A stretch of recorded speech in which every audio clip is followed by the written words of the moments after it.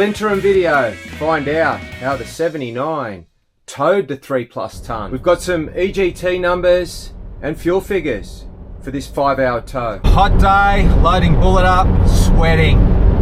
We're heading west. It's still 35 degrees. We're just coming to the base of the mountains. It's pulling really well. I've locked it into fourth this time with that extra weight, and we are heavy. We're at around 18.7 litres per 100, but we're only an hour into the trip, so we'll get a better gauge after the 4 hours. Michelle will also get some numbers for us when we do climb the mountain. Hit the base of the mountain. I've left it in manual for a bit, and then I'll whack it back in drive so it can go into third whenever it wants to.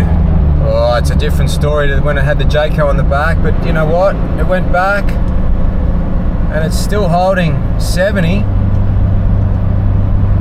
And 70's the speed limit. It's doing well. I'm sure we're getting hot though.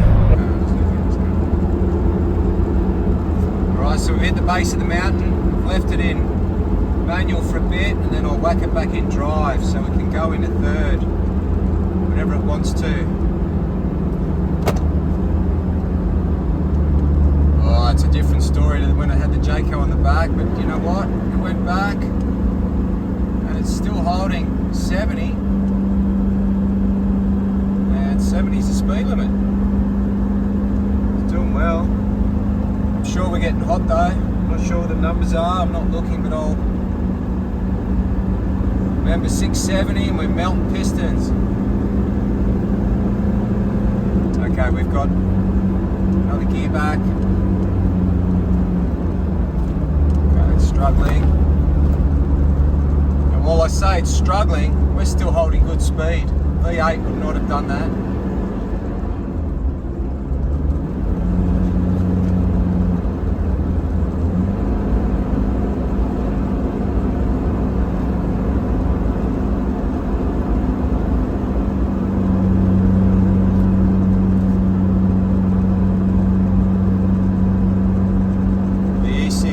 What to do. So I'm going to lock it in fourth once we get to the top. And hopefully in 3 hours time we'll be in camp. Okay, we've made it to the top. A bit of cruising now. That rain threatened, but it didn't come. We made it. 5 or so hours. Look at that fuel.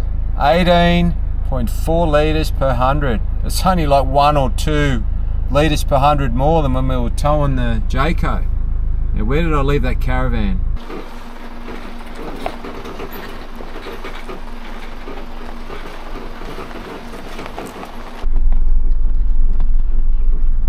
Oh look, somebody left a bit of Junko here.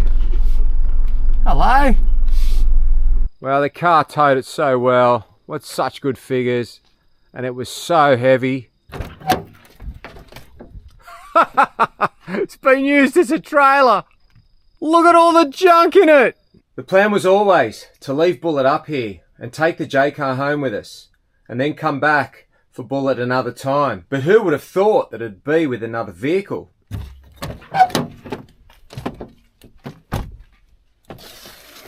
We've got all our junk parked up all nicely here to one side and plenty of land here for all the other campers that are coming. The stage is set for what's going to be fun.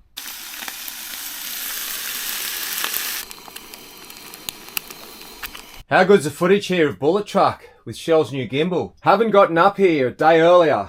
Gave us time to set everything up, do a bit more track clearing, and just enjoy the day before. Thanks to Shell for taking the day off and constantly supporting me, and in particular this crazy idea. And we also got to enjoy a swim in the river. So as you know, the Fortuner got sold. So bring out Mum's new taxi. Oh yeah. What's the first mod gonna be?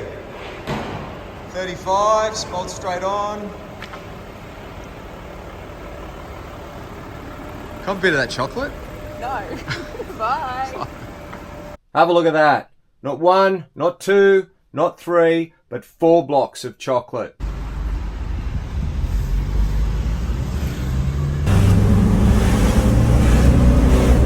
No chance. One 300 GR Sport, two 300 GR Sport, three 300 GR Sport. First real park test.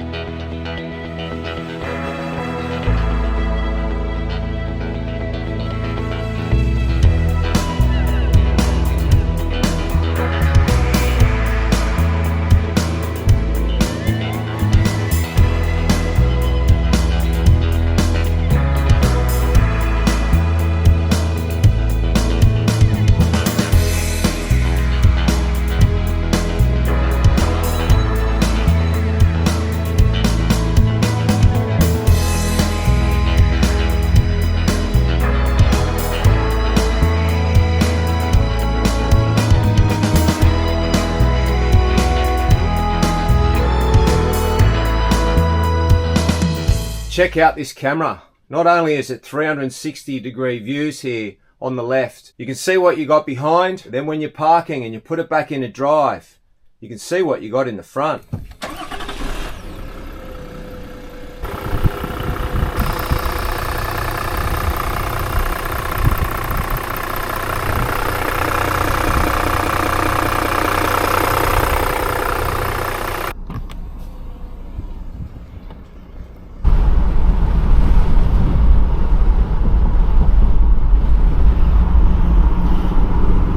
What I can say is what a contrast. In the 300 you've got a sunken recess in the bonnet, while in the 79 the lift of the bonnet is so exaggerated.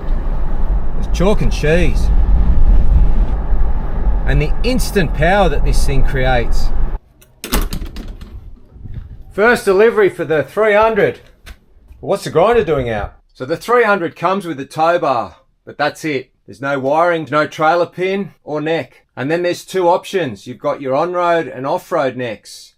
So one's a drop down and one's a straight. Now measuring up the 79, which is the perfect height to tow all our trailers. The 300 is that bit taller. So my idea was to get the drop neck, but then also have the option of using the 79 straight one. You can see here too that the pin is a different length on the 300s. So I couldn't just take the pin off the 79 and use it on the 300. So with the Jayco home and our new awnings just arrived. Now I've got no idea what to do in fitting it. That's future Denny's problem. Our return trip coming back from Mudgee with the Jayco in tow.